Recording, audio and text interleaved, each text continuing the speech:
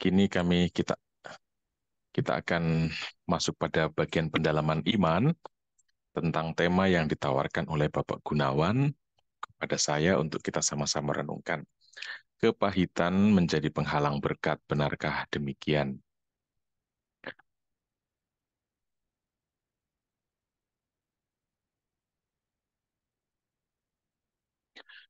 Baik, saudara-saudariku, saya harap di layar Anda sudah terpampang sedikit catatan atau ulasan yang akan saya sampaikan. Ini cukup berat, jadi mohon disimak sungguh-sungguh. Sebelum masuk pada permenungan ini, pendalaman iman ini, saya ingin menyampaikan bahwa ini mungkin akan terdengar sedikit membingungkan. Yang kedua, mungkin akan menjadi semacam tantangan bagi kita yang terbiasa dengan pola pikir beriman sebelumnya. Tapi juga saya ingin menitip pesan sebelum menyampaikan permenungan ini bahwa ketika kita menyampaikan intensi doa, saya tadi menyimak ada beberapa doa yang misalnya kita mau mendoakan orang lain, lalu kita menyebut nama orang itu, begitu ya. Saya harap mungkin untuk ke depannya kita sebut saja kita mau mendoakan seseorang yang begini-begini, tanpa menyebut inisial atau nama orang itu. Karena bisa jadi malah dengan menyebut nama justru menciptakan konflik baru, misalnya begitu. Karena belum tentu orang tersebut mungkin sudi untuk namanya disebut. Misalnya, Bapak Yosep, doakan Bapak Yosep supaya Bapak Yosep itu sembuh dari luka batinnya, tidak membenci orang.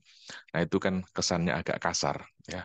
Jadi saya meminta untuk rekan-rekan sekalian nanti kalau menitip doa, baik dalam virtual maupun di misa umum, untuk menulis yang baik, yang sopan, menghargai orang lain juga, sehingga doa kita menjadi semacam memang sungguh-sungguh permohonan batin pada Tuhan. Baik, berkat terhalang oleh kepahitan, apakah benar demikian? Saudara-saudariku terkasih, malam ini kita akan mendalami tema yang saya sangka akan sangat menarik, setidaknya bagi saya, tapi juga berat, ya. Berkat terhalang oleh kepahitan. Nah, tema ini ditawarkan oleh Bapak Gunawan kepada saya beberapa waktu yang lalu. Saya sangka tema ini muncul dari sebuah realitas beriman, di mana orang menganggap bahwa berkat Allah itu selalu berupa hal yang menyukakan panca indera kita, yang sesuai dengan apa yang kita inginkan pada indera-indera kita. Jadi, ketika hidup dirundung kedukaan, kemiskinan, penyakit, kegagalan, kerugian, bahkan maka itu dianggap sebagai kondisi sedang tidak mendapat berkat dari Allah. Ini. Karena itulah kita patut bertanya dalam tema pada malam hari ini, benarkah cara berpikir kita orang beriman itu seperti itu? Saya ingin kita sama-sama menyimak ulasan saya ini dengan seksama. Saudara-saudari, saya ingin mengajak kita terlebih dahulu melihat dua buah kisah dalam Injil Markus yang tertulis secara berurutan. Pertama, sebuah kisah yang menceritakan bagaimana Yesus ketika dia sedang berdoa sendirian, dicari-cari oleh para muridnya, berhubung banyaknya orang yang mencari dia untuk disembuhkan, Yesus bilang begini, mari kita pergi ke tempat lain, ke kota-kota yang berdekatan, supaya di sana juga aku memberitakan Injil, karena untuk itu aku telah datang. Nah ini jadi ada cerita Yesus itu dicari orang karena orang mungkin sudah antri penuh di Kapernaum untuk meminta penyembuhan dari Yesus, tapi ketika Yesus tidak diketemukan oleh para murid, malah Yesus bilang kita pergi ke tempat lain. Begitu, semacam ada unsur agak meninggalkan orang-orang sakit itu. Nah, nanti akan kita renungkan di sana.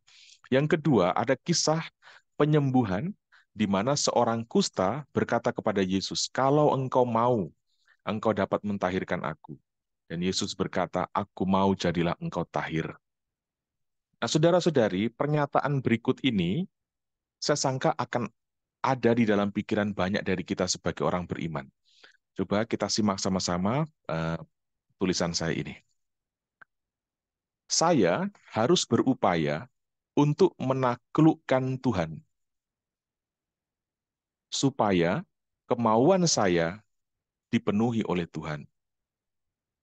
Caranya, saya harus lebih rajin ke gereja, saya harus lebih banyak berdoa rosario, saya harus berpuasa dan berpantang, saya harus ziarah dan melakukan novena, saya harus bersedekah atau beramal, itu semua adalah hal-hal yang menyenangkan Tuhan, dan dengan itu semua pasti apa yang saya mau Dia akan kabulkan. Dan saya takut kalau saya tidak melakukan itu, nanti rencana saya akan digagalkan olehnya. Ini sering muncul dalam pikiran kita, banyak orang beriman yang mengaku beriman, pengikut Kristus. Pemikiran seperti ini membuat praktek beriman akhirnya hanya merupakan dinamika kepentingan kita saja. Jadi seolah-olah beragama atau beriman itu melulu hanya aku mau apa pada Tuhan, tanpa pernah bertanya Tuhan mau apa pada saya. Saya mau sesuatu terjadi, maka saya harus merayu Tuhan agar sesuatu yang saya inginkan itu diwujudkannya. Ini. Singkatnya, kita ngotot beriman hanya agar tidak terjadi kepahitan dalam hidup kita. Sesempit itukah cara kita beriman? Ya, ini. Tadi di pengantar itu saya cukup terharu, ada banyak sekali intensi doa ya di sana. Berbagai problematika hidup, mulai sakit, mulai kesulitan ekonomi, mulai cita-cita akan masa depan, banyak sekali, dan itulah kenyataan hidup kita ya. Tetapi di tengah itu semua, mari kita tidak menjadikan iman menjadi seperti sangat sempit. Coba sekarang kita bertanya begini, mengapa Yesus tidak meladeni semua orang yang minta kesembuhan? Ini. Atau mengapa Yesus tidak membuka praktek penyembuhan penyakit saat itu? Bukankah itu yang diharap-harapkan oleh banyak orang kala itu?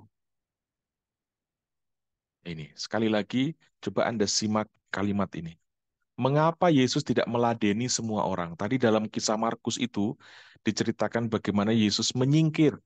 Ketika orang begitu banyak mencari, Yesus malah bilang, mari kita pergi ke tempat lain. Karena memberitakan Injil, itulah tujuan utama saya datang. Nah, ini. Saudara-saudaraku, orang-orang yang disembuhkan oleh Yesus bukanlah orang-orang yang akan sehat abadi. Bukanlah orang-orang yang tidak akan sakit lagi. Tidak. Mereka pasti akan sakit lagi. Oleh karena sebab apapun. Ibu mertua Petrus misalnya, yang disembuhkan dari sakit demam oleh Yesus, apakah sepanjang hidupnya ia tidak akan terserang demam lagi? Pasti ia akan demam lagi. Perempuan yang sakit, yang sembuh dari penyakit pendarahan, apakah kemudian dia tidak akan menderita penyakit yang lain? Pasti dia akan mengalami sakit juga. Entah karena usia, entah karena dia teledor, entah karena kelalaiannya menjaga kesehatan, dan sebagainya. Intinya, orang yang pernah mengalami mujizat kesembuhan dari Yesus pasti akan juga mengalami sakit lain lagi. Begitu. Ya. Artinya, kalau ukuran sukacita dalam hidup ini hanya pada aspek kenyamanan tubuh fisik kita, maka hidup ini hanya akan terpusat atau terfokus pada tubuh semata. Bahkan Tuhan akhirnya hanya akan menjadi pelayan bagi kebutuhan tubuh kita. Coba Bapak Ibu sadari ini, kita sama-sama sadari. Jangan sampai Tuhan itu hanya kita posisikan untuk menjadi pelayan bagi kebutuhan-kebutuhan badaniah kita, kesehatan, kita punya kelangsungan masa depan kita, hidup, cita-cita kita, dan sebagainya. Ya. Dan saya sangka Yesus tidak mau datang sekedar untuk menjadi pelayan dan penjamin kenyamanan tubuh kita 1 kali 24 jam. Ini ini saya sangka inilah yang perlu kita sama-sama pikirkan dan renungkan. Yesus jangan kita jadikan dia yang harus melayani dan menjamin kenyamanan tubuh kita 1 kali 24 jam selama 80 atau 90 atau 100 tahun hidup usia kita. Ada sesuatu yang jauh lebih esensial yang harusnya kita pikirkan, kita sadari, dan kita rindukan sebagai manusia. Yang lebih dari sekedar mencari kepastian bagi kenyamanan tubuh. Saudara-saudaraku, inilah yang saya tangkap di balik pernyataan Yesus. Mari kita pergi ke tempat lain. Ini. Yesus tidak mau sekedar dipahami sebagai tokoh yang memberi jaminan bagi kenyamanan fisik ya, begitu. Kalau sakit cari Yesus, kalau bingung cari Yesus. Jadi dia semacam tokoh yang menjadi alat atau pelayan bagi kita punya kemauan-kemauan. Tapi saya sering menyampaikan renungan seperti ini dan khotbah seperti ini juga. Cuma memang susah dan sangat sulit mengubah pola pikir orang. Ya. Seakan-akan beragama atau hidup menggereja itu sesempit sekedar kebutuhan kita. Ini. Yesus bilang, saya juga mau pergi ke tempat lain untuk memberitakan Injil. Pertanyaannya, pewartaan Injil seperti apakah yang Yesus lakukan sehingga ia menganggap itu jauh lebih penting daripada melayani kebutuhan-kebutuhan badaniah dari orang-orang yang mencarinya. Saya sengaja mengangkat renungan ini supaya kita semua yang sedang sakit, kita yang sedang dalam problem, itu mampu menyadari sesuatu yang lebih mendasar daripada sekedar puas karena sembuh, puas karena tanah terjual, puas karena apa yang kita inginkan terwujud. Ada sesuatu yang lebih mendalam dari itu sebagai orang beriman yang harus kita sama-sama sadari. Supaya kita hidup tidak hanya pada level pinggiran, ada pada level kulit saja, begitu. Tapi juga menukik masuk. Ini. Saudara-saudari, ada dua hal yang saya sangka ingin Yesus utarakan atau dia mau sampaikan, dan ini sangat jelas dia sampaikan. Ya. Yesus mewartakan sebuah Injil atau kabar sukacita bahwa ini yang harus hidup lebih daripada sekedar mengharap kesehatan. Kita itu dikasihi oleh Allah. Ini. Ini pernyataan ini sering kita dengar tapi kita tidak sungguh-sungguh hidupi. Keyakinan bahwa kita dikasihi Allah itulah Injil. Injil yang sebenarnya adalah keyakinan atau kabar sukacita yang Yesus bawa adalah kita dikasihi Allah. Engkau dikasihi. Ini. Penyampaian ini jauh melebihi pengalaman disembuhkan. Pengalaman kesembuhan. Hidup manusia itu sangat dinamis. Saya yang sedang berkhotbah ini juga mengalami dinamika hidup sama seperti Anda. Kadang kita sehat, kadang kita sakit. Saya sekarang sedang tidak enak badan ini. Kadang kita sukses, kadang juga kita gagal. Kadang kita tertawa ceria, tapi juga kadang kita dirundung duka yang mendalam. Kadang kita dikelilingi oleh orang-orang yang menyenangkan, tapi kadang juga dikelilingi oleh orang-orang yang membahayakan dan menyakitkan. Kadang kita merasa sedemikian ramai, riuh, tapi kadang juga kita merasa sangat kesepian. Inilah realitas hidup kita yang tidak mungkin kita tolak.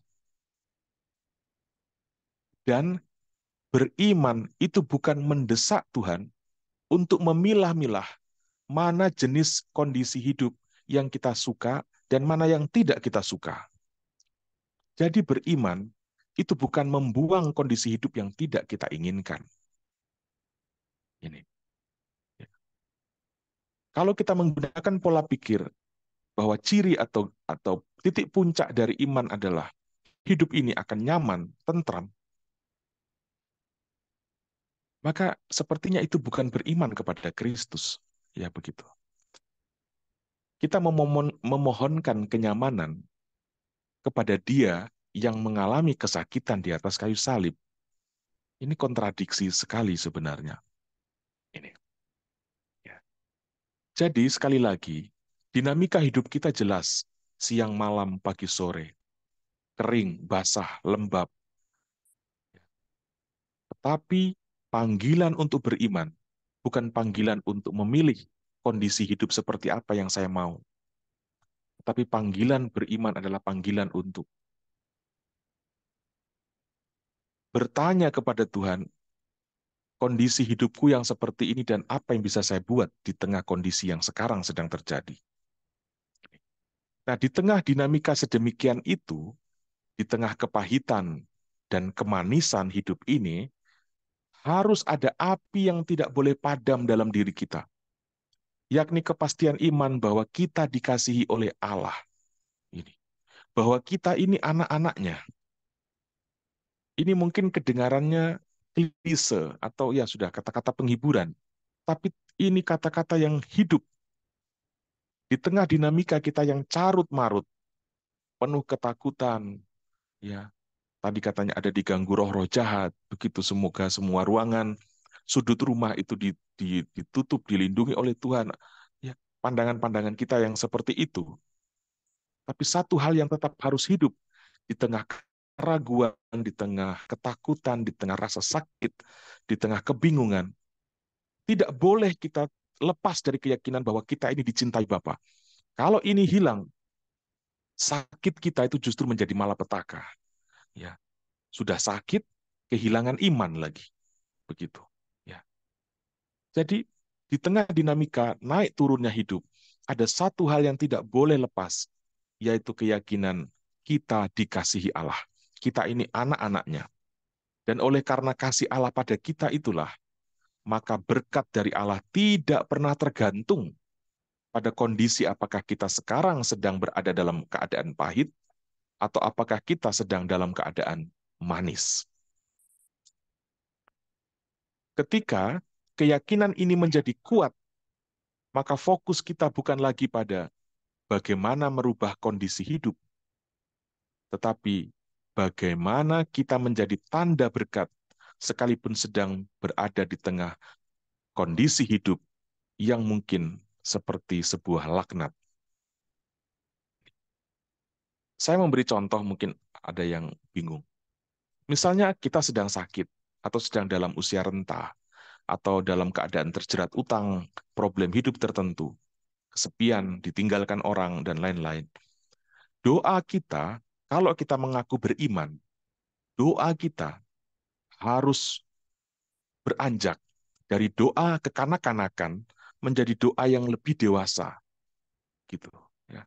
Kalau doa selalu mohon dilepaskan dari pengalaman itu, mohon itu doa ya anak-anak. Ya saya bukan mengatakan itu tidak boleh. Silakan berdoa seperti itu, tetapi jangan begitu terus. Ya. Harus menukik juga kita. Harus melihat sisi lain juga. Ya, iman bukan sekedar untuk melepaskan kita dari kesulitan, tapi iman juga adalah sebuah pedoman bagaimana kita hidup di tengah kesulitan. Bukan sekedar sebagai sebuah permohonan supaya bisa diluputkan dari kesulitan. Ini ya. Doa orang beriman tuh harusnya seperti ini. Tuhan, aku tahu Engkau begitu mengasihi aku. Sekalipun sekarang aku sedang mengalami situasi yang tidak menyenangkanku. Entah kita sakit, atau apapun lah. Aku percaya Engkau tidak pernah memalingkan wajahmu daripadaku. Sebab aku ini anakmu. Tunjukkanlah kepadaku apa yang harus aku lakukan bagimu di saat-saat ini. Lakukanlah apa yang kau kehendaki melalui keadaanku sekarang, Tuhan. Aku percaya itulah yang terbaik untukku demi kemuliaan-Mu. Bapak Ibu, saya jarang mendengar orang berdoa yang seperti ini. Hampir semua doa yang terdengar dalam intensi-intensi misa, semua adalah atau dalam doa apapun, permohonannya jelas, Tuhan aku sakit, sembuhkan aku. Kalau itu terus kita bergerombol terus seperti ini, cari Yesus dengan motif yang seperti ini, Yesus akan bilang begini, sudah kita pergi ke tempat lain dulu. Ngeladeni mereka terus begitu nggak akan ada puasnya. Karena saya sembuhkan sekarang, minggu depan mereka datang lagi karena jenis sakit yang lain lagi nanti. Begitu. Ya. Jadi harus ada sebuah progres hidup. Nggak boleh kita bertahan hanya sekedar menghampiri Yesus karena kita punya kepentingan.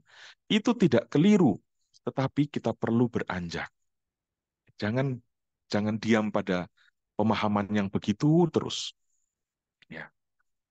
Mungkin Anda kurang sependapat dengan apa yang saya sampaikan ini, tapi saya mewartakan ini untuk Anda, entah disukai atau tidak. Tapi saya harap Anda menyukai ini supaya ada pertumbuhan, supaya kalaupun sakit, sakit kita punya makna. Begitu.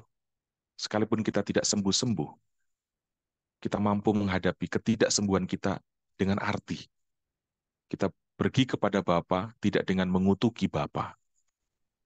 Ini ya, tunjukkanlah kepadaku apa yang harus aku lakukan bagimu di saat-saat ini. Tuhan, aku sedang stroke sekarang. Tuhan, aku sedang kena kanker sekarang. Aku tidak tahu proses penyembuhanku seperti apa, tapi tunjukkanlah kepadaku apa yang bisa aku lakukan bagimu di saat kondisiku sekarang seperti ini. Izinkan aku menjadi berarti bagi sesama. Libatkan aku dalam karyamu. Lakukan yang terbaik. Jadikanlah kehendakmu terwujud dalam hidupku meskipun kondisiku seperti ini. Itu yang harus didoakan. Ya. Hal yang kedua, tentang Injil atau kabar sukacita yang diwartakan oleh Yesus adalah bahwa kita dilibatkan oleh Allah. Ini. Tadi yang pertama kita dikasihi oleh Allah. Dan yang kedua, sadar sungguh-sungguh kita dilibatkan oleh Allah. Orang yang sudah nggak yakin bahwa dirinya dikasihi Allah, dan juga nggak yakin bahwa hidupnya itu dilibatkan oleh Bapa, itu hidup yang sangat apes. Meskipun kekayaannya bergelimangan, kesehatannya luar biasa, tapi kalau dia miskin kesadaran dikasihi, dan tidak sadar bahwa hidupnya sebetulnya Tuhan juga ingin melibatkan dia, maka hidup yang seperti itu gersang. Ya, saudara-saudaraku. Nah, kenapa saya tiba pada keyakinan ini? Bahwa Yesus mewartakan Injil. Injil bukan dalam bentuk kitab, tapi dalam bentuk kabar sukacita. Apa itu kabar sukacita? Yang pertama tadi, kita dikasihi oleh Bapa. Yang kedua, kita dilibatkan oleh Bapa. Hal ini berkaitan dengan kisah Injil Markus tentang pernyataan seorang yang menderita kusta kepada Yesus. Kalau engkau mau, engkau dapat mentahirkan aku. Ini. Kata-kata kalau engkau mau, ini yang harus kita garis bawahi. Kalau engkau mau, Yesus, engkau dapat mentahirkan aku. Tapi kalaupun engkau tidak mau, tidak apa-apa. Begitu. Ini mengingatkan saya, kita akan kata-kata Yesus di Taman Getsemani. Biarlah cawan ini berlalu daripadaku, tapi bukan kehendakku, melainkan kehendakmu yang terjadi. Kalau dibahasakan dalam kata-kata harian kita, Yesus itu doanya itu begini. Bapa, saya tuh nggak mau mengalami sakit seperti begini. Tidak ada orang yang mau untuk sakit-sakitan, dicambui padahal dia benar, nggak bersalah tapi dihukum mati. Nggak ada orang gila yang mau begitu. Ya. Tetapi Bapa, kalau memang kemauanmu seperti itu terjadi padaku, terjadilah. Karena aku percaya penderitaanku yang terjadi seturut keinginanmu itu akan mendatangkan sesuatu untukmu. Dan aku mau terlibat dalam karyamu itu dengan mempersembahkan penderitaanku. Ini. Orang kusta itu mengatakan, kalau engkau mau, saudara-saudari, warta Injil atau warta sukacita juga menyangkut keyakinan bahwa kita dilibatkan oleh Allah seperti apapun kondisi hidup kita. Kita menjadi saluran berkat dari Allah, bukan hanya ketika kita sehat, tapi juga ketika kita sakit. Bukan hanya ketika kita sedang kaya raya, tetapi juga saat kita sedang hidup dalam kemiskinan. Saya ambil satu contoh ya. Bagaimana orang miskin juga bisa menjadi berkat bagi gereja. Banyak imam, biarawan-biarawati, itu bukan muncul dari orang-orang keluarga kaya, tetapi dalam keluarga-keluarga yang sangat miskin. Lihat itu, ini contoh konkret bahwa ternyata berkat Allah itu juga tidak hanya menyangkut kemakmuran, tapi juga menyangkut penderitaan. Ya. Saya imajinasi, kalau saya ini dari keluarga mampu, kaya, mungkin sekarang saya tidak berbicara di depan Anda sebagai imam. Begitu. Tapi justru karena saya dibesarkan dalam keluarga yang setengah mati, Awal bulan sampai akhir bulan ngutang, akhir bulan ayah terima gaji, bayar utang. Itu yang membuat keluarga kami ya ada pada titik di mana merenungkan karya Tuhan sederhana tapi dimaknai secara besar. Itulah yang membuat kemudian kehidupan rohani muncul di sana dan meletupkan sesuatu panggilan. Saya ingin melayani Tuhan dalam jalur imamat begitu. Bukan hanya ketika kaya tapi juga ketika miskin kita bisa menjadi saluran berkat dari Allah. Bukan hanya ketika kita sedang untung, tetapi juga saat kita sedang mengalami kerugian. Ini. Kita dilibatkan Tuhan itu dalam semua kondisi hidup. Karena itulah, maka seorang beriman akan berujar seperti ini. Tuhan, kalau memang dengan kesepianku sekarang, kemuliaan-Mu semakin dapat dinyatakan kepada banyak orang, biarlah aku tetap kesepian. Ini saya ungkapkan pada kalimat pertama. Kadang-kadang juga saya rasa kesepian di sini. Ya, ini sebuah desa, untung-untungan sinyalnya bagus, jam 7, jam 8 sudah sangat sepi, hanya dipenuhi dengan suara jangkrik atau sesekali gonggongan anjing, sangat sepi. Ya. Orang tidak saling mengunjungi di atas jam 8 malam. Semua sudah istirahat karena kelelahan kerja di kebun karet, di kelapa sawit seharian. Tuhan, kalau memang dengan kesepianku sekarang, kemuliaan-Mu dapat semakin dinyatakan kepada banyak orang, biarlah aku tetap kesepian. Tuhan, kalau memang dengan sakitku sekarang, kemuliaan-Mu dapat dinyatakan, maka biarlah aku tetap sakit. Mampu nggak kita mendoakan ini? Susah, tetapi harus bisa. Semuanya kita ingin lepaskan Tuhan aku dari penyakit. Dengan bahasa yang kadang-kadang doa itu bahasanya lebay. Tutup bungkus dengan tutup bungkus aku Tuhan dengan kuasa-Mu, luputkan aku. Aduh, saya kadang-kadang saya seorang imam Katolik tapi banyak gaya-gaya doa Katolik yang menurut saya mungkin Tuhan dengar juga dia senyum Tuhan untuk ngomong apa sih di mereka ini gitu.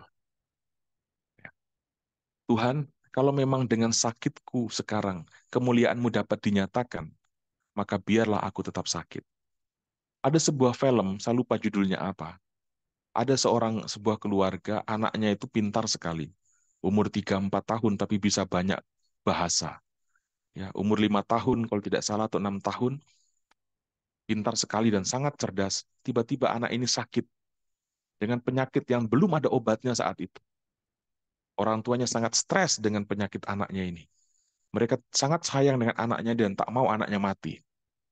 Sampai akhirnya mereka tiba pada sebuah titik di mana mari kita jadikan sakitnya anak kita ini sebagai berkat bagi orang lain. Akhirnya mereka membuat sebuah penelitian berdasarkan sakitnya anak mereka itu, dan keluarga ini kemudian menghasilkan menemukan serum obat untuk orang yang penyakitnya sejenis anaknya itu. Dunia mendapat berkat justru dari keluarga yang sepertinya kondisi hidupnya sekarat. Ini kemampuan membaca ini tuh itulah Injil. Akhirnya kita mampu memaknai kesulitan kita dengan sumringah, dengan sukacita. Ya, sukacita bukan karena kita tidak lagi sakit, tapi Tuhan ternyata dalam keadaan sakitku ini, aku bisa menjadi berkat dan tanda kemuliaan-Mu bagi banyak orang, misalnya. Harus terbuka sampai di situ, supaya kita tidak melulu bermohon-bermohon untuk luput dari Tuhan, ujung-ujungnya kita kemudian mati rasa terhadap Tuhan. Saya pernah mengatakan kepada umat saya di sini, mampukah kita sampai pada titik iman dengan mengatakan doa yang tidak terjawab atau doa yang tidak dijawab Tuhan, itu sebenarnya adalah jawaban Tuhan terhadap doa itu. Ya, kita bersedia nggak mau seperti itu? Ya. Tuhan, kalau dengan kemiskinan dan penderitaanku sekarang, kehendakmu bisa semakin terwujud bagi dunia, biarlah aku tetap miskin dan menderita. Tuhan, kalau dengan kemiskinan dan penderitaanku sekarang, kehendak-Mu bisa semakin terwujud bagi dunia, biarlah aku tetap miskin dan menderita. Izinkan aku mempersembahkan keadaanku yang sekarang demi terwujudnya kehendak-Mu, dan agar kemuliaan-Mu semakin dinyatakan. Puji dan syukur padamu Tuhan, Engkau sudah melibatkan diriku dalam karya agung-Mu. Bapak, Ibu, saudara-saudariku semua, ya, saya berjalan imamat nanti bulan April ini saya 8 tahun sebagai pastor. Saya cukup banyak merenungkan hidup Kristus. Ya, hampir setiap hari dalam perayaan misa harian, dalam kontemplasi, meditasi pribadi di Taman Bunda Maria di belakang pastoran saya ini. Saya merenungkan banyak tentang sebetulnya apa yang Yesus inginkan terjadi atau inginkan dengan kita para pengikutnya. Mari kita tidak menjadi orang yang melulu terpesona pada Yesus karena dia bisa membuat kita luput dari apa yang kita tidak inginkan. Yesus akan mengatakan, sudah nggak usah terlalu pusing dengan mereka. Mari kita pergi saja ke tempat lain. Jangan sampai kita menjadi kelompok yang diacuhkan oleh Yesus kemudian. Karena kedekatan, keinginan kita mau dekat dengan dia, melulu karena kita punya kepentingan, tanpa kita pernah mau bertanya, Tuhan, kau mau apa dengan saya? Kita selalu menjejali Tuhan dengan pertanyaan, dengan pernyataan, Tuhan, saya mau ini terjadi pada saya. Tapi kita tidak pernah bertanya, Tuhan, kau mau apa dari diri saya? Titik puncak sukacita iman adalah ketika kita sadar bahwa Allah ternyata mengasihi dan hadir untuk kita. Dia hadir bukan hanya saat kita sehat, Bapak Ibu, tapi juga saat kita sakit. Ingat, kita beriman pada Yesus yang tersalib. Salib mendatangkan berkat. Ini. Itu bukan itu bukan hanya contoh itu begitu, tetapi itulah hidup kita harusnya begitu. Ya, dengan memandang salib, dengan mengikuti Ekaristi, kita disadarkan, aku mau hidup yang seperti itu. Begitu.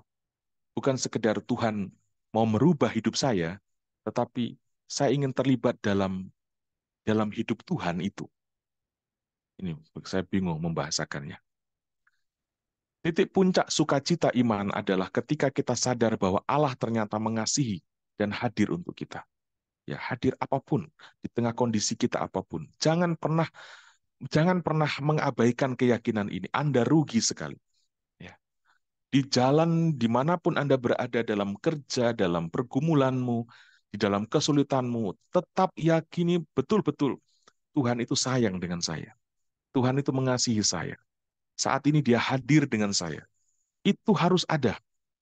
Itu harus menemanimu saat engkau stroke, saat engkau stres, saat engkau sedang sakit, saat bingung.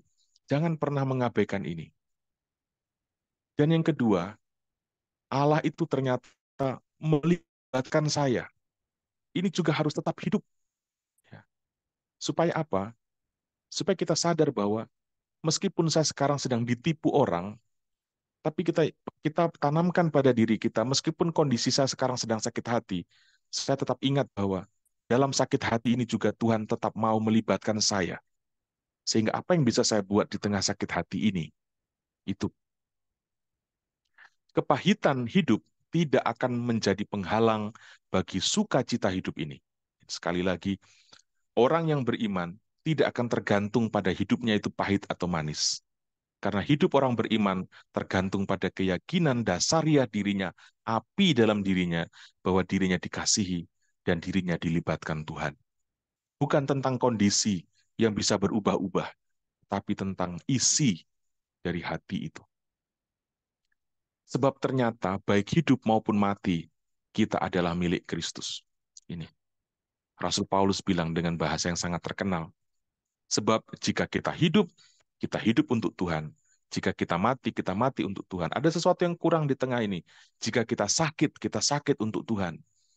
Jadi, baik hidup, baik kesepian, baik sakit, ataupun mati, kita adalah milik Tuhan. Saya sangka kalau ini menjadi kita punya dasar arah pedoman, kita tidak akan menjadi umat beriman yang selalu teriak-teriak seolah-olah Tuhan itu jauh dari kita. Yesus tidak mau sebenarnya kita menjadi pribadi orang yang mencintai Dia, seolah-olah seperti Dia tidak perhatian pada kita begitu.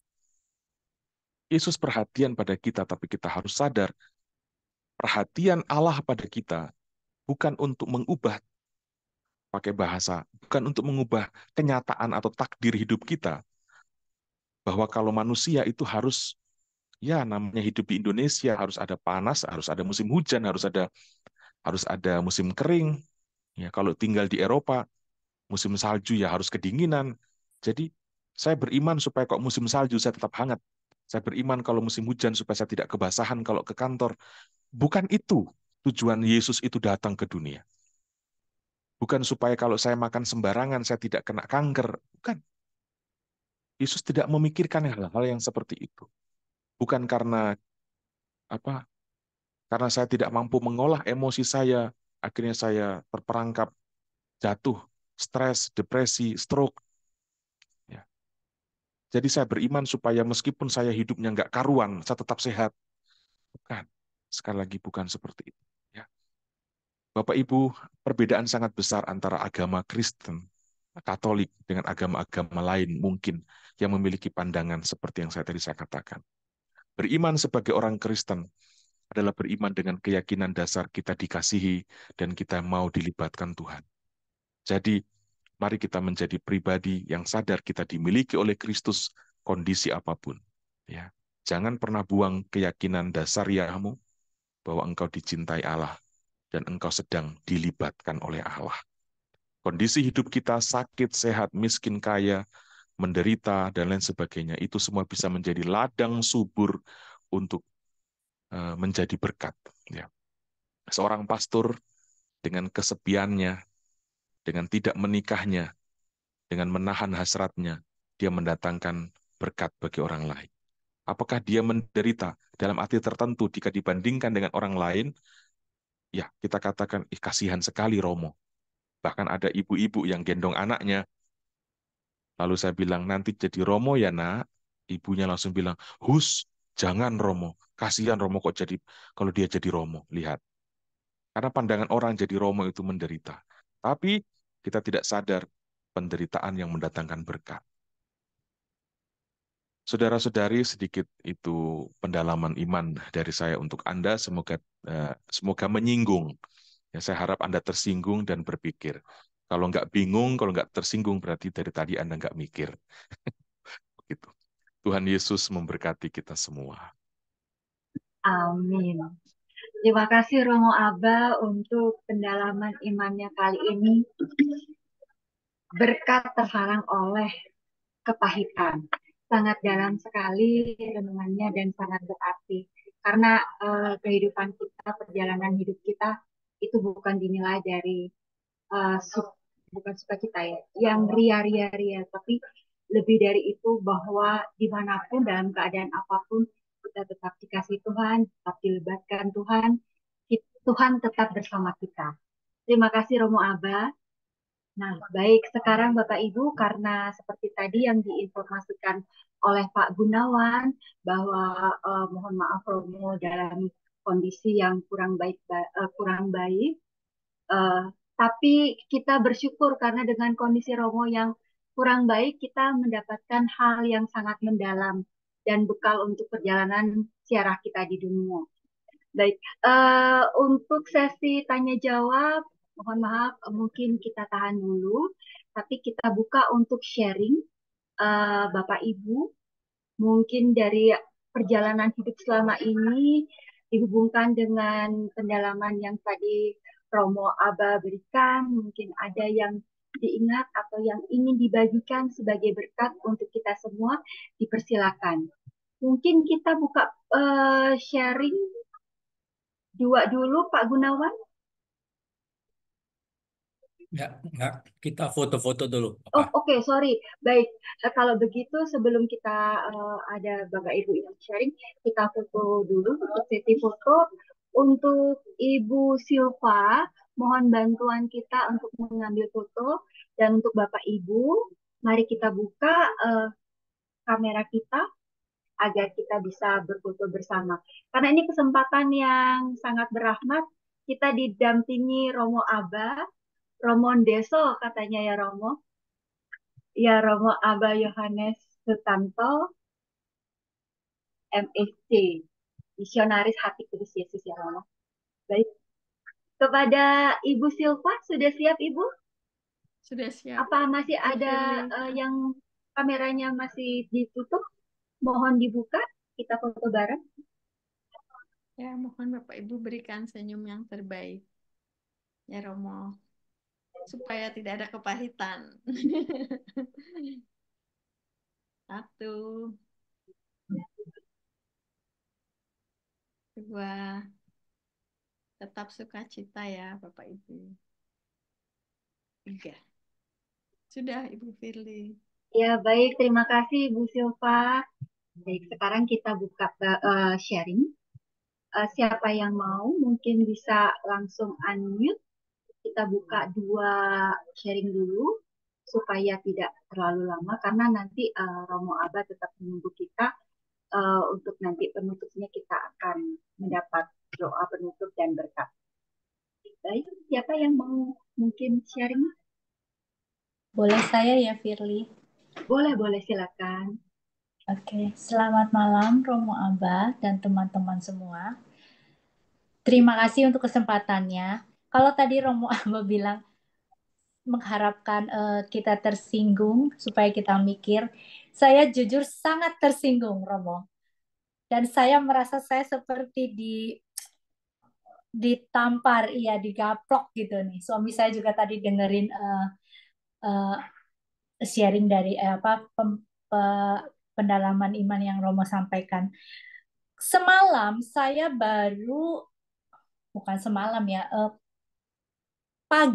kemarin pagi, saya baru bicara banyak, ngobrol dengan anak perempuan saya yang ada di Amerika, kita fit call, dan kita sedang berbicara juga soal iman, Romo.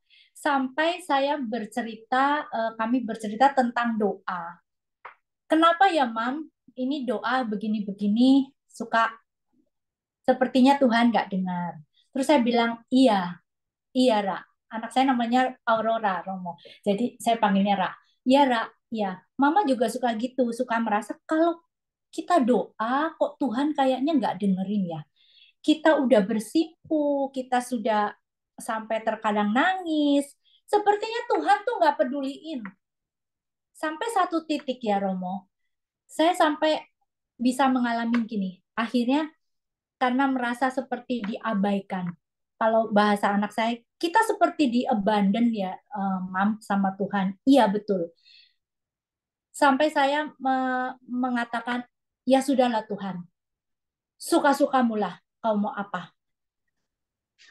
Tapi aku mau berjuang untuk tetap bersandar kepada Engkau. Walaupun Romo jujur, saya ngomong begitu tapi juga bertanya Tuhan, kuat gak ya imanku? Kuat gak ya imanku? Memang selama ini kalau kita berdoa itu memang minta, Romo. Jadi saya memang merasa sangat tersinggung. Rupanya kita itu, iman saya itu masih di kulit luar. Jadi Romo ini mengingatkan saya untuk berjalan coba lebih dalam lagi, menyelami hati Tuhan. Supaya ketika Tuhan beralih ke daerah lain, saya tidak merasa di-abandon sama Tuhan. Tapi saya juga boleh mengambil bagian dari pewartaan Tuhan Yesus untuk orang-orang yang masih ada di daerah saya. Ketika Tuhan beralih dari daerah saya, jadi saya juga bisa gitu loh. Nah, ini memang butuh kedalaman hening ini Romo. Saya tadi mendengarkan Romo, tapi saya ngebatin apakah saya bisa seperti itu yang diajarkan doanya seperti itu. Karena memang saya ngaku Romo, iman itu masih di kulit luar. di kulit luar. Walaupun sesekali saya mengatakan, Tuhan, saya mau belajar nurut. Tuhan mau apa saya harus kerjakan. Tetapi itu jarang, Romo.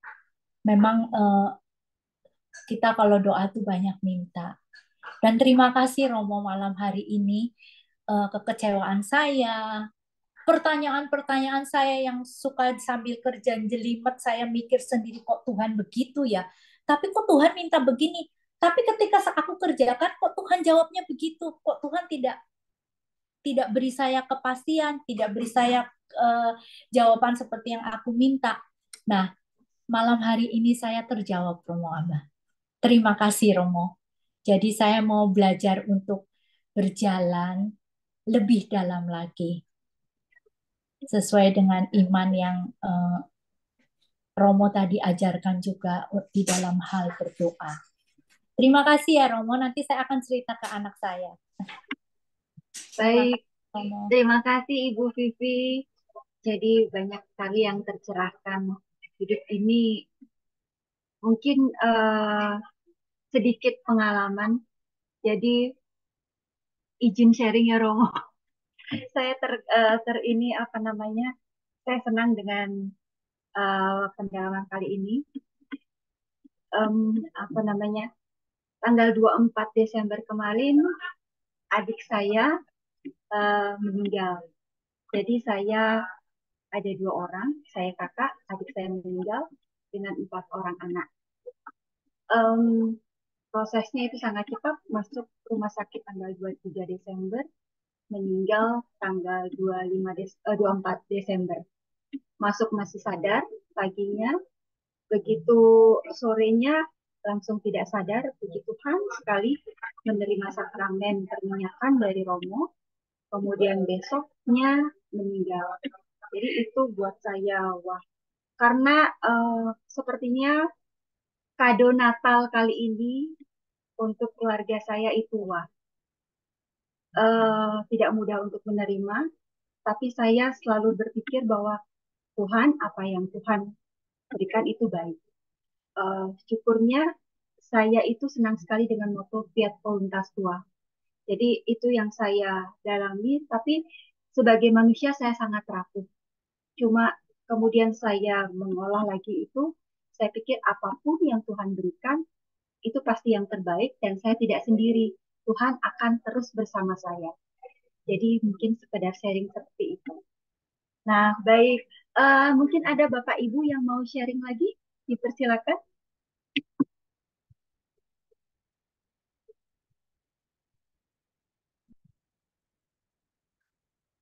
Mungkin bagaimana? Ada yang mau sharing lagi? Karena mohon maaf, sebenarnya ada sesi tanya jawab, tapi kita menghormati Romo Abah saat ini kurang enak badan, tetapi tetap bersyukur masih bersama kami. Mungkin Bapak Ibu ada yang mau sharing lagi? Pak Gunawan atau Bu Silva, tadi saya lihat di kolom chat, Bu Silva kalau nggak salah ada pertanyaan. Tapi apakah boleh kali ini dirubah pertanyaannya jadi sharing dan dibagikan untuk kita bersama?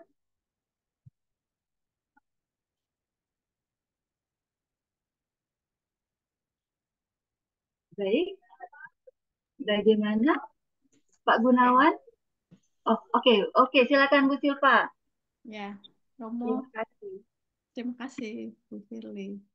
Romo, tadi Romo menyampaikan kita kan tidak boleh meminta-minta ya Romo. Lalu bagaimana yang pertanyaan saya kan berpengharapan dan berpermohonan, istilah saya ya Romo. Mohon maaf kalau istilahnya juga tidak pas. Gitu. Mungkin Romo bisa menyempurnakan. Jadi untuk yang anak-anak masih muda gitu, itu kan dia perlu kita bukakan wawasan berpengharapan. Gitu.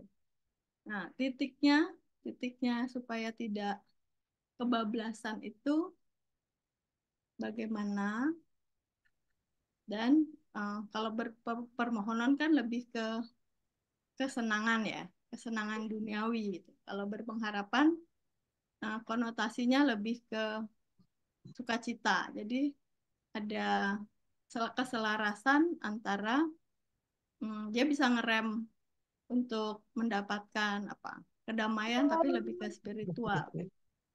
Itu beda nggak Romo? Maksudnya titik-titiknya itu di mana gitu Romo? Itu satu. Terus tadi Romo juga menyampaikan tujuan hidup kita itu kan sesuai dengan kehendak Allah itu ya Romo. Apakah eh, kan semua adalah proses. Jadi secara jujur Romo, kalau saat ini saya pribadi itu lagi mencari bagi saya Tuhan itu hanya menerima yang baik. Tuhan itu hanya menerima yang murni. Jadi nggak pencitraan, nggak berpura-pura gitu. Just apa adanya, nggak usah muluk-muluk minta macam-macam, tapi yang ada sekarang just do the best. Lakukan aja yang terbaik yang bisa kita lakukan. Jadi titiknya kayak di situ gitu Romo. Karena kan kita lihat di sekitar kita tadi Ibu Firly berpulang gitu.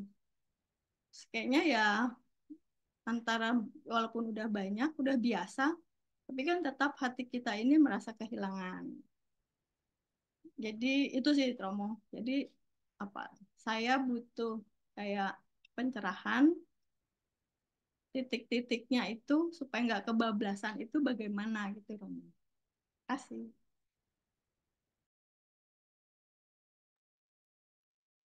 Baik ya. Terima kasih saudara-saudaraku untuk sharingnya yang bagi saya menarik sekali. Pertama saya mau cerita sedikit. Doa itu menjadi semakin berarti ketika motivasinya adalah kasih. Begitu. Tuhan nggak pernah melarang kita meminta. Saya tidak mewartakan atau mengajarkan bahwa kita nggak boleh meminta ini. Bukan.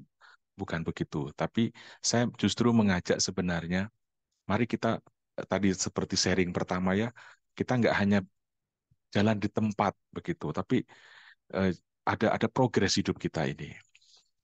Saya membagikan cerita iman ini di sini karena saya berpikir kelompok ini sering bertemu, sering pendalaman iman, ya, didampingi banyak pastor, romo pasti gitu. Sehingga wawasannya saya punya pengandaian itu lebih daripada yang lain. Atas alasan itulah, maka saya pikir mungkin komunitas ini bisa ketika penyampaian-penyampaian pada tema-tema seperti ini, begitu. Tentu kita akan berbicara lain ketika kita bertemu dengan anak-anak, remaja, OMK. Bagaimana beriman sebagai OMK, begitu ya? Bagaimana beriman sebagai seorang anak kecil kepada Tuhan? Itu ulasan yang lain lagi. Meskipun pada tema atau topik yang serupa, tetapi cara kita menyampaikan gagasannya tentu lain. Gitu. Jadi, seperti Ibu yang pertama tadi bersharing bahwa uh, doa itu harus seperti apa. Kenapa Tuhan kayaknya kok melupakan, mengabaikan saya dalam doa? Ya, kalau doa kita baca sekedar sebagai penyampaian permohonan, itulah yang saya katakan kita akan tiba pada titik jenuh. Saya sering mengungkapkan itu. Ya. Supaya doa itu tidak menjemukan, jangan selalu berisi permintaan. Tetapi kalaupun ada permintaan, tapi coba hayatilah atau doronglah diri kita untuk berdoa itu pada level saya mau ngobrol dengan kekasih jiwaku, ibaratnya seperti begitu. Saya mau ngobrol tentang keadaanku. Saya mau berbicara tentang situasiku kepada dia yang saya tahu dan saya yakin sangat menyayangiku. Itu yang harus menjadi motivasi doa, sehingga doa itu menyenangkan. Begitu. Karena saya katakan begini, saya punya mama, ibu saya itu dulu, waktu saya masih kecil, itu pernah saya tanya, Mama, kenapa sih kita harus berdoa sebelum makan? Lalu mama saya ini yang tidak tamat SD ini, dia bilang begini, Nak, kamu harus berdoa sebelum makan, supaya kamu nggak kepikiran kamu makan apa, tetapi kamu sadar kamu sedang makan dengan siapa. Begitu. Kalau kamu makan bersama Tuhan, makananmu itu meskipun sederhana akan terasa lebih nikmat daripada kamu makan nikmat tetapi kamu merasa sendirian. Itu jawaban yang bagi saya Iya ya, jadi doa itu bukan pertama-tama tentang supaya saya mengubah makanan tempe jadi stick, bukan, atau merubah mie instan jadi spaghetti. Bukan itu doa, tapi doa Tuhan hadirlah bersama saya, atau Tuhan eh, gandenglah tanganku, aku tahu engkau ada bersamaku dan aku ingin engkau lebih menemaniku sekarang. Begitu. Dengan cara itu, cara kita memandang sakit, cara kita memandang problem hidup itu akan berbeda. Kalau kita memandang hidup ini dalam kacamata kita yang kesendirian, itu akan berbeda dengan cara ketika kita memandang bersama dengan Tuhan. Itu. Jadi doa itu harus didorong atau termotivasi karena pengalaman keyakinan aku dicintai Tuhan.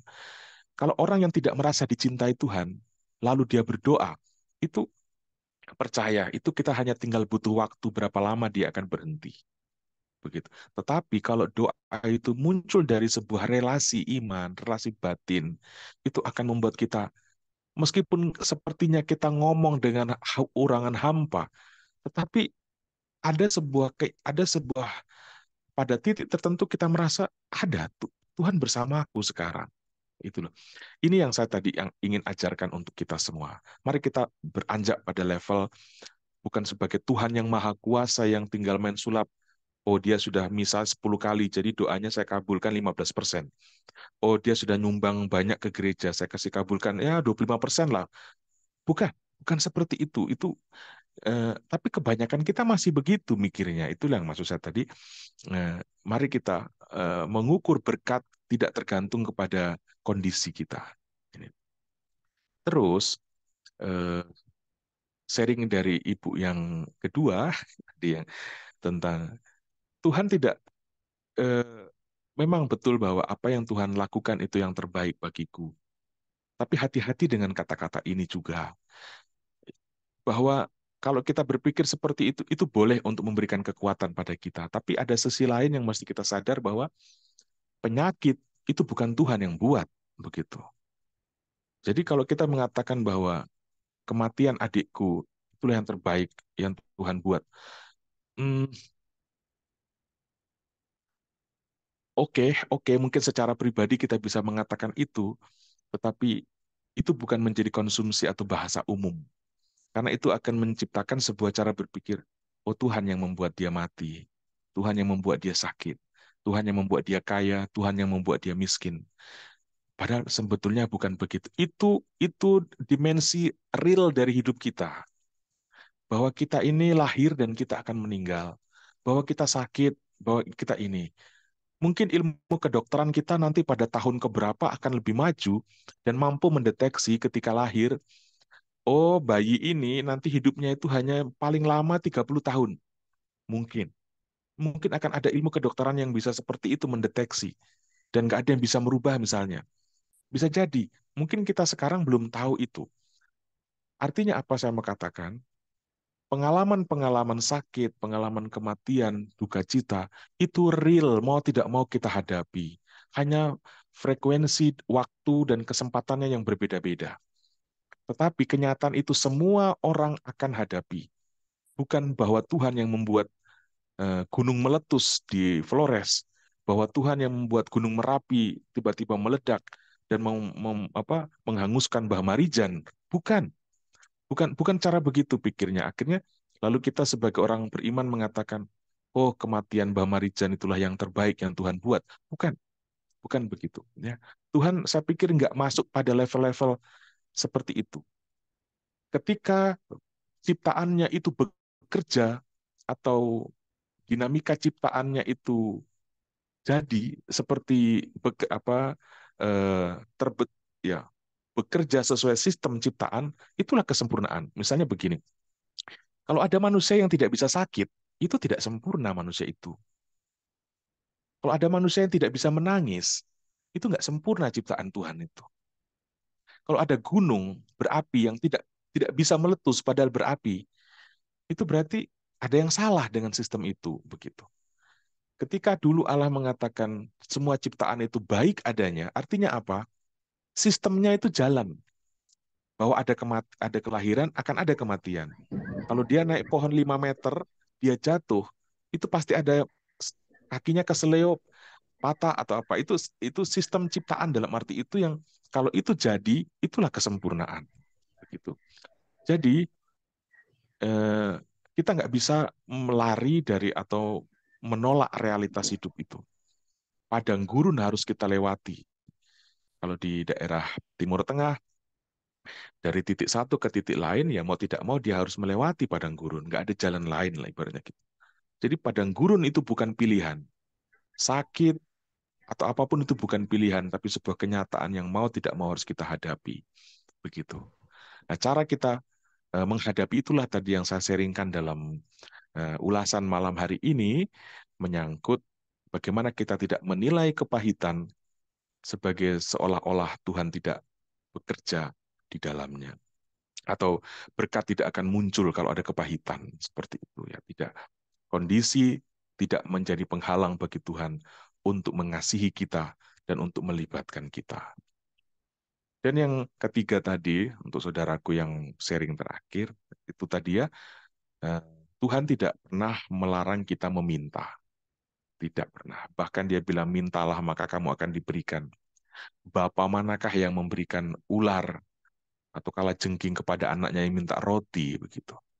Tetapi seorang anak yang mengasihi bapaknya, dia tidak akan ketemu bapaknya hanya sekedar minta roti terus. Tapi dia akan ketemu bapaknya dan bertanya, Bapak, pekerjaan apa hari ini yang mau kamu buat supaya saya buat? Itu. Ya ini. Itu sedikit. Tentang pengharapan, apa beda pengharapan dengan eh, ya mungkin apa nama? Beda apa tadi? Pengharapan dan permohonan, Romo. Pengharapan dan permohonan. Saya bermohon dan saya berharap. Saya tidak tahu persisnya harus membahasakannya seperti apa, tapi setidaknya sebagai orang beriman ya, kedua hal ini nggak bisa, tetap harus kita miliki. Kemauan memohon itu bentuk dari semangat kita sebagai hamba, tetapi juga berpengharapan, artinya eh, kita tidak sendirian begitu ya. Semangat pengharapan itu bukan berarti sekedar tentang sesuatu yang nanti, tetapi sesuatu yang real sedang bersama kita gitu. Kita tidak pernah bisa berharap pada sesuatu yang sementara tidak ada jaminan bagi sesuatu yang kita harapkan.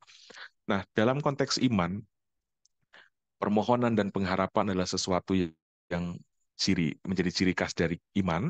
Jadi kita tetap harus bermohon dan tetap harus berharap.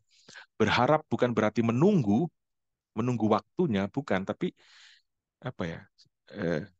Iman akan pengharapan itu berarti sebuah keyakinan real sekarang bahwa Tuhan bersamaku, bahwa tidak ada jawaban merupakan jawaban. Itu bagian dari berpengharapan tuh seperti itu. Ya, jadi bukan saya berharap seperti kita dalam bahasa, oh saya berharap nanti dia mengirimi surat saya berharap hujan akan datang nanti pukul 5 sore. Jadi pengharapan dalam konteks iman Kristiani itu bukan tentang waktu nanti, tapi sesuatu yang sedang hidup sekarang begitu. Ya, ya itu mungkin sedikit tanggapan saudaraku. Baik, Romo Abah, terima kasih banyak. Walaupun Romo kondisinya kurang enak, tapi bonus untuk kita semua, Romo memberikan lebih dalam lagi dari sharing-sharing kita. Terima kasih banyak Romo Abah, terima kasih banyak untuk teman-teman semuanya. Jadi karena waktu juga sudah menunjukkan pukul 9 waktu Indonesia Barat, pukul 10 waktu Indonesia Tengah, dan pukul 11 waktu Indonesia Timur, maka saya rasa kami rasa sharing dan pertanyaan kita tutup. Jadi kita akan lanjutkan ke acara berikutnya. Baik Bapak Ibu, saudara-saudari terkasih, sebagai ungkapan syukur terhadap apa yang boleh kita terima selama ini, terutama pada hari ini, kita mendapatkan pendalaman iman yang sangat bermanfaat dan sangat dalam untuk bekal syarah kita. Bapak Ibu dapat memberikan persembahan kasih. Jadi untuk persembahan kasih untuk komunitas Kerahiman Ilahi Indonesia untuk juga yang mendukung pelayanan mereka. Persembahan kasih bisa ditransfer ke rekening BCA dengan nomor rekening 504 028 Bagus. 5956 Bisa kuat kiri kanan lu. Muat. atas nama Regina Yoselin Lim SE. Bukti transfer juga bisa dikirim melalui WhatsApp ke +62 811 657 238. Sekali lagi untuk ungkapan kasih bisa dikirim melalui rekening BCA 504 028 5956 atas nama Regina Yuselin Lim SE, dan bukti transfer bisa dikirim ke +62 811 657 238. Baik, terima kasih. Untuk selanjutnya, apakah ada pengumuman, Pak Gunawan? Sebelumnya saya juga mau Ya, mengucapkan terima kasih, terutama untuk Romo Abah, untuk rekan-rekan petugas doa Koronka, dan untuk semua yang bersharing. Dan silakan Pak Gunawan. ya. Terima kasih Bu Firly. Pertama, saya mengucapkan banyak terima kasih kepada Romo Denso atau Romo Abah yang telah memberikan kita pengajaran yang sungguh mendalam, tetapi sungguh-sungguh menyinggung perasaan kita yang kadang-kadang tidak kita sadari. Tapi melalui renungan Romo, kita sungguh-sungguh ada sadar mungkin ada yang salah di dalam cara berdoa kita, menyampaikan keluhan kita kepada Tuhan. Jadi terima kasih Romo atas renungannya, sungguh sangat baik. Juga saya mengucapkan terima kasih kepada semua yang bertugas pada malam hari ini, kepada Ibu Firly, walaupun baru bertugas untuk pertama kali, tetapi sudah luar biasa dan sangat baik memandu acara ini dari awal sampai akhir. Terima kasih kepada petugas nyanyi Ibu Rita Monika yang juga sangat baik dengan suaranya yang merdu. Juga semua petugas doa Koronka, terima kasih semuanya dalam mengambil bagian di dalam ibadah pada malam hari ini. Juga saya dan semua tim dari komunitas Karya Ilahi Indonesia, saya sendiri Gunawan, Ibu Maria Jau, Ibu Regina, Ibu Ibu Silva, mengucapkan banyak terima kasih kepada semua yang telah hadir dan bergabung pada malam hari ini. Sekiranya kita mendapat rahmat dari pengajaran firman-firman daripada yang disampaikan oleh Romo, sehingga menjadi satu berkat kepada kita. Sedikit pengumuman, berhubung Rabu depan adalah Rabu Abu, dan juga adalah hari pemilu kita, maka ibadah kita akan diliburkan. Kita akan bertemu kembali pada tanggal 21 Februari pada jam 19.30, nanti pada link Zoom yang sama yang akan di-share lagi nanti. Terima kasih untuk kita semuanya. Sekarang kita segera akan menutup acara ini dengan lagu penutup dan kemudian disusul oleh doa penutup dan doa berkat oleh Romo. Silakan Ibu Apa.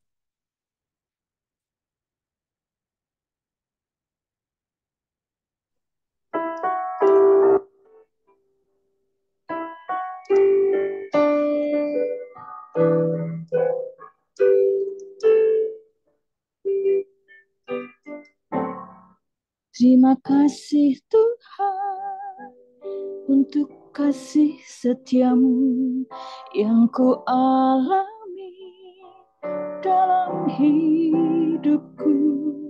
Terima kasih Yesus untuk kebaikanmu sepanjang hidupku. Terima kasih Yesusku buat anugerah yang sebab hari ini Tuhan adakan syukur bagimu. Terima kasih Yesusku buat anugerah yang kau beri, sebab hari ini Tuhan adakan syukur bagimu. Syukur bagimu.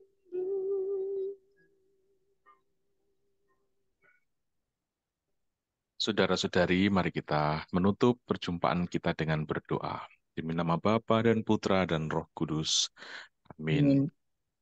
Bapa yang Maha Kasih, kami mengucap syukur untuk berkat-Mu pada kami, sehingga kami bisa bertemu, mendengarkan isi hati satu sama lain dalam doa-doa permohonan, saling mendoakan serta pendalaman iman ini. Semoga kegiatan rohani ini menjadikan kami semakin paham apa yang menjadi kehendak-Mu dalam hidup kami. Tambahkanlah selalu kekuatan dalam diri kami, supaya kami tetap penuh dengan kesetiaan, mengabdi dan mengasihi-Mu. Dan jangan pernah Engkau biarkan kami terpisah daripada-Mu. Bantulah kami Tuhan, supaya kami bisa membaca apa yang menjadi kehendak-Mu hari demi hari, dan murnikanlah panggilan kami untuk menjadi pengikut Yesus Kristus Putra-Mu. Kami mohon Engkau memberkati semua orang yang mengikuti pendalaman iman dan doa bersama pada malam hari ini, khususnya para panitia, para petugas, dan tim yang selalu penuh dengan semangat pelayanan menjadikan diri mereka berkat bagi komunitas ini. Tuhan bersamamu, dan semoga kita semua senantiasa berada dalam bimbingan, perlindungan, dan berkat Allah yang Maha Kuasa, Bapa dan Putra dan Roh Kudus. Amin. Amin. Terima kasih Romo. Terima kasih Terima Romo kasih Abah. semua.